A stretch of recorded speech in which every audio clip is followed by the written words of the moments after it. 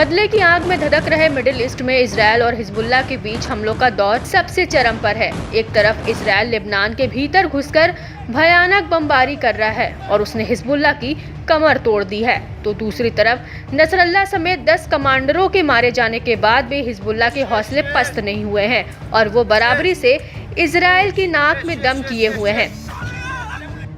शुक्रवार की शाम हिजबुल्लाह के लेबनान से 2 ड्रोन इजरायली एयर स्पेस में घुसे और उन्होंने जमकर तहलका मचाया। लेबनान से आए हिजबुल्लाह के 2 ड्रोनों ने तेल अवीव के उत्तर में हर्जिला में एक इमारत पर जोरदार हमला किया।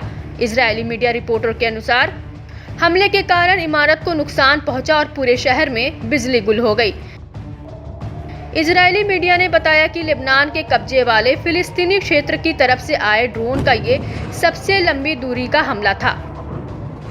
बताया जा रहा है कि पहले तो इजरायल को लगा था कि ड्रोन इराक या यमन से आया हो सकता है, लेकिन बाद में इजरायली सेना ने पुष्टि करते हुए बताया कि ड्रोन लेबनान की ओर से दागे गए हैं।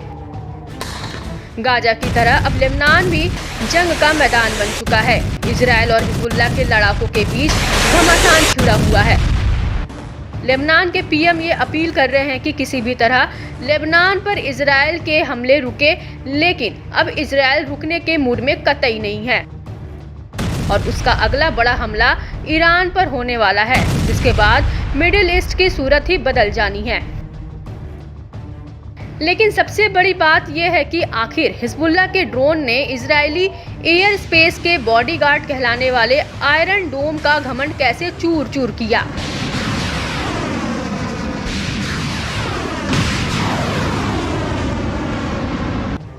लेबनान के ड्रोन 100 किलोमीटर भीतर तक घुस आए और आयरन डोम को भनक तक नहीं लगी।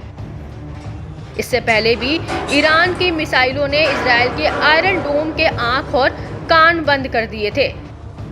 ऐसे में हिजबुल्लाह के लड़ाकों के लिए भी ये खबर हैरान कर देने वाली है कि उसके ड्रोन को आयरन डोम रोक नहीं सका। बहरहाल लेबनान और गाजा में इजरायली सैनिकों और हिजबुल्लाह के बीच जंग बेहद तेज हो चुकी है।